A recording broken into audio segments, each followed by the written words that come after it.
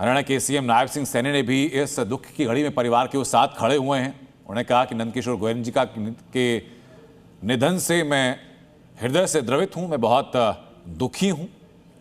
और चूंकि हरियाणा की भूमि जहां पर उनके जीवन का एक बड़ा समय गुजरा नंदकिशोर गोयनका जी का, कि तो वहां के मूलतः वहां के लोगों का उनसे जुड़ाव होना बहुत स्वाभाविक भी है। और ये संभवतः ठीक वैसा ही है जैसे कि कोई बड़ा आपके घर से अगर चला जाए, बाकी लोगों के लिए भी ये ठीक वैसा ही है। और वो जो उनका निजी परिवार है उसके दुख को समझने में बाकी लोग भी पूरी तरीके से सक्षम कुछ हद तक होंगे ताकि उस दुख को समझा जा सके।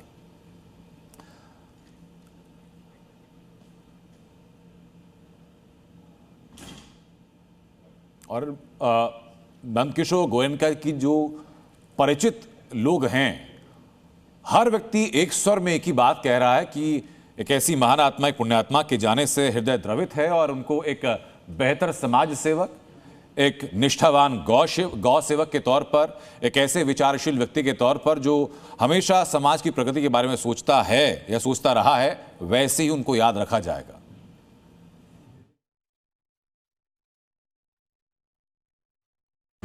ये बड़े ही दुख की बात है कि नंदकिशोर गोयनका जी जो सुभाष चंद्र जी के पिताश्री हैं, उनका निधन हुआ है। वे राष्ट्रीय स्वयंसेवक संघ के प्रचारक रहे हैं और विशेष रूप से गौ सेवा के लिए बहुत समर्पित रहे हैं। कारोबार करते हुए उन्होंने बहुत सारी सामाजिक जिम्मेदारियों का भी निर्वाह किया है। अग्रसेन समाज में भी उनका कार्य बहुत बड़ा है। ऐसे एक बहुत बड़े समाज सेवी और राष्ट्रभक्त व्यक्तित्व का निधन, ये बहुत ही दुख की बात है। मैं उन्हें विनम्र श्रद्धांजलि अर्पित करता हूँ।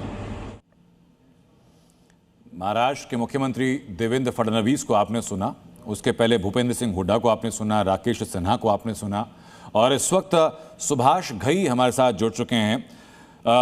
सुभाष घई साहब, ये जानकारी आप तक, ये सूचना आप तक पहुंच ही गई होगी कि इस वक्त जो एसएल ग्रुप है वो किस दुखों का पहाड़ उसके ऊपर टूटा है नंदकिशोर गोयनका जी के ना रहने के बाद।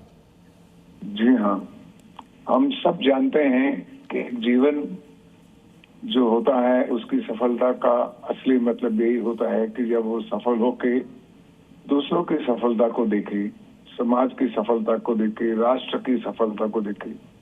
और वो पूरा संपूर्ण जीवन नंदकिशोर जी ने, जो हमारे परम प्रिय मित्र सुभाष चंद्र के पिता भी हैं, पुनीत गोयनका के दादा भी हैं और हमारे लिए भी सम्माननीय एक बुजुर्ग रहे हैं हमेशा।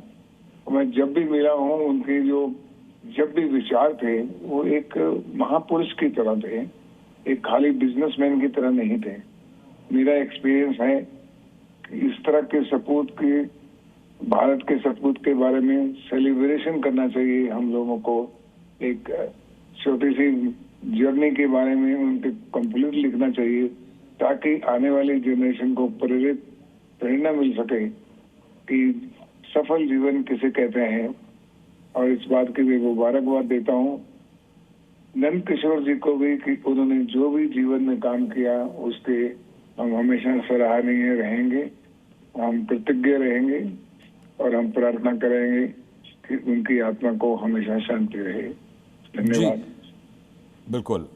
और किसी भी व्यक्ति के जीवन की जो सबसे बड़ी उपलब्धि अगर कोई कही जाएगी तो यही कही जाती है कि उस व्यक्ति के विचार, उस व्यक्ति की प्रेरणाएं, उस व्यक्ति के गुण अपनी अगली जो जनरेशन है उसमें किस हद तक वो उसको ट्रांसफ़र कर पाते हैं, उनको दे पाते हैं, वही चीज़ें आगे दिखती भी हैं। बहरहाल बहुत शुक्रिया सुभाष घई जी आपका।